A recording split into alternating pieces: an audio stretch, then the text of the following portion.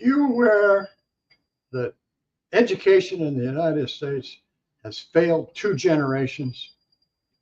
Graduates of respected universities can't solve problems, don't understand how to evaluate the sources of information, and can't think for themselves.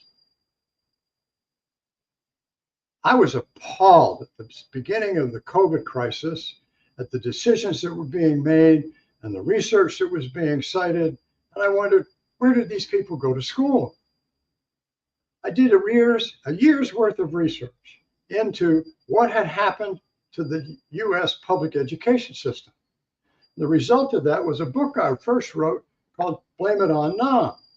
And for those of you that are younger, Nam refers to Vietnam and the anti-Vietnam War protesters who were very active in the 60s, objected to the way society was working. They made a plan, wrote a manifesto called the Port Huron Manifesto that said if they wanted to change society, they had to take over higher education. And they've done it. The problem, of course, is it's now bled down on into K through 12. And it's not just the United States. Europe is experiencing some of the same problems. I've taught critical thinking and problem-solving skills to college freshmen for decades. It's not rocket science. And it's not too late. We can fix it. We can repair the damage, and we can make sure that our children and our friends and neighbors and business associates are making decisions based on reality, based on facts.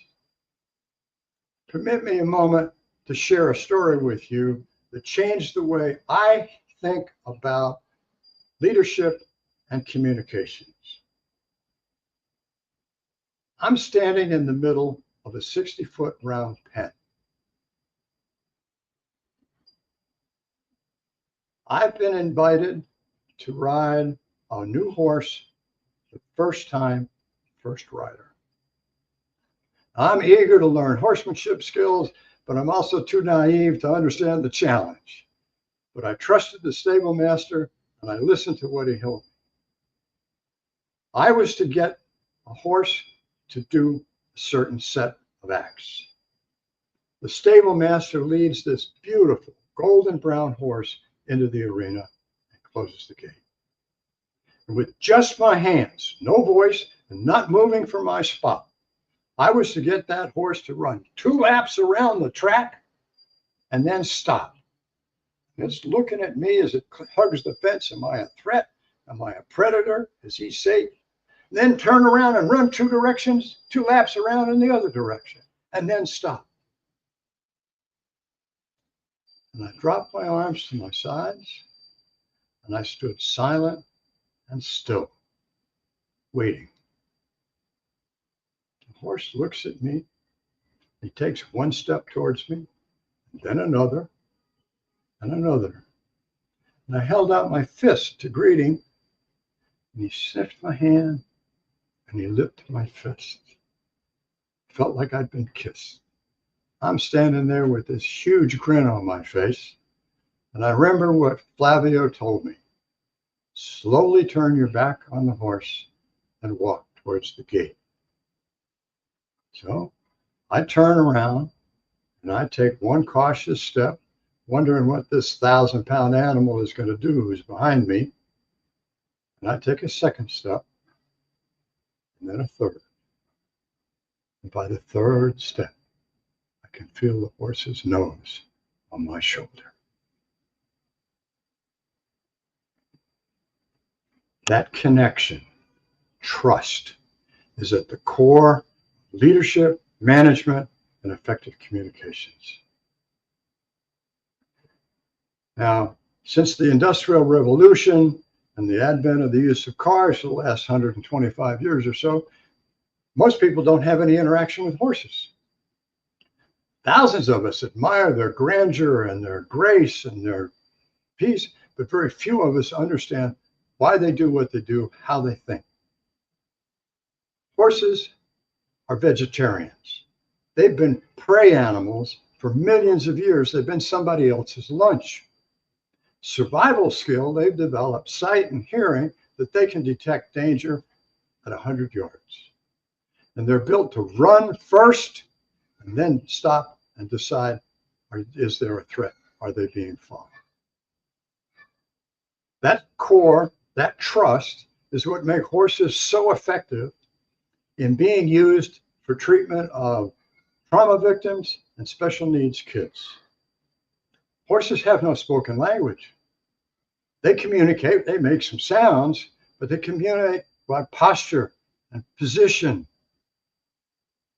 And it's amazing to see a special needs kid get set up on the saddle of a horse. Some of them don't talk, some can barely walk. They light up. My focus today is not on trauma victims and special needs kids. My focus today is to use that attribute, trust, to develop the skills for you to make more effective decisions. I'm Dr. Tom Rowley, and I guarantee you, if you read my book, you will find the answers to why education became the way it is, what you can do to repair the damage, and primarily, what I want you to learn to do is to ask the right questions. So what are those right questions? Well, in my book, if you buy the book, there's a QR code in the very front pages that will show you a link to get your own free copy of the 4 PDFs. But I'm going to explain these 4 questions to you now. Says who? Why should I care? Why should I believe you? And where? Says who? Is the person on the screen, the internet or the TV, the source of the information? Or is it someone who's presenting to you what they think the other person said or meant? Is it a fact? Or is it the actual person who did the work? There's a big difference between a social media post being reported or a person on the street interview and the results of a carefully designed, statistically sampled representative group in a respected journal with a reputation for accuracy. Why should I care? Life is short.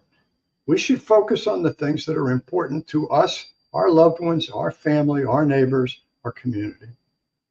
Lord knows Facebook Reels are fascinating, especially if they're about helicopters and horses or airplanes and dogs. But if they don't impact you, don't spend your time on it. Focus on the things that are useful and helpful and pay attention to things that can have positive impact on your life. Number 3, why should I believe you? Is the source of the information trustworthy? What is their reputation? Have they been reliable for valid information in the past? Trust but verify is a time-honored tradition. We need to be sure that the source of the information is valid, reliable, and that we can make decisions based on reality. If we make choices based on incomplete or inaccurate information, the chances of the outcome being what we expect are going to be random and mostly by chance. And lastly, where's the proof? Some of you may be old enough to remember the little old lady in the hamburger commercial who asked, where's the beef? We need to make sure that there is support and evidence that backs up the data and that it is from a reliable, consistently useful source of information. Okay? Now, those 4 W's are in the book.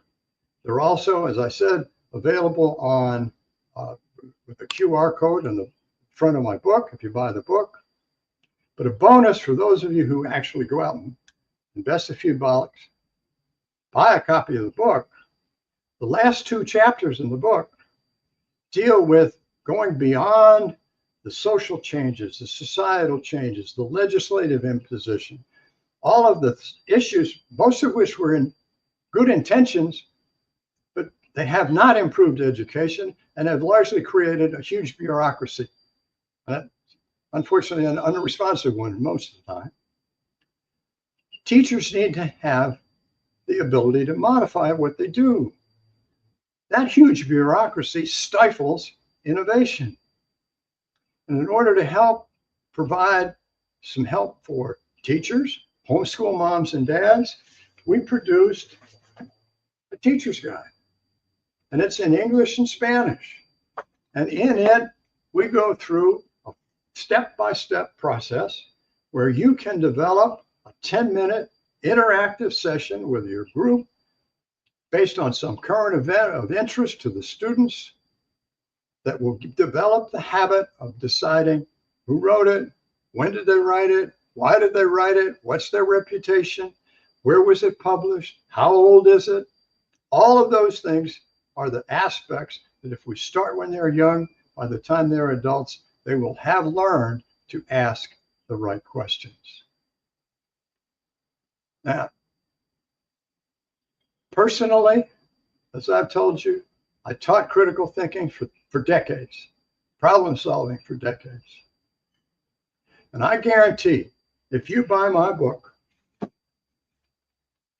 Blame This on Nom, How Education Became Indoctrination and What You Can Do About It, that you will have in your hands the tools to understand how things got to be the way they are and what you can do to fix and repair the damage. And I'm Dr. Tom Rowley, and I encourage you to become a respectful skeptic, politely ask the right questions. Your life and the life of those you care about will be better for it.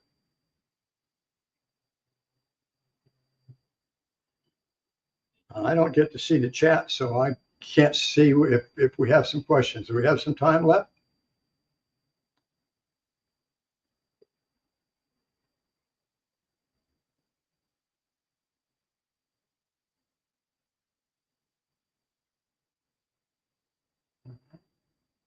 The little clock in the up corner tells me I've only gone 12 and a half minutes. I think they allotted me 14. So I'll take advantage of this to talk a little bit about special needs kids and trauma victims. Why am I wearing a cowboy hat and a leather vest? Because I think like a cowboy now. I've spent time, my wife and I volunteer at McCormick Research Institute in St. Cloud, Florida, one of the premier PATH certified trauma services centers, but neither my wife nor I are mental health professionals, so we don't get to work with the trauma victims, the PTSD veterans, but we do get to work with the special needs kids. And I have to tell you, the opportunity to spend an hour in an arena leading a horse with a young child on the top, see these kids, some of them can hardly walk, some of them don't talk. They get up on the top of a horse and light up. I've had kids who don't communicate very well. Hi, Tom, how are you? How's your day? There's a couple of them who are rodeo stars. The point that the kids get from being on a horse is that they learn, if I can get this 1,000-pound animal to go where I want it to go and do what I want it to do, what else can I do?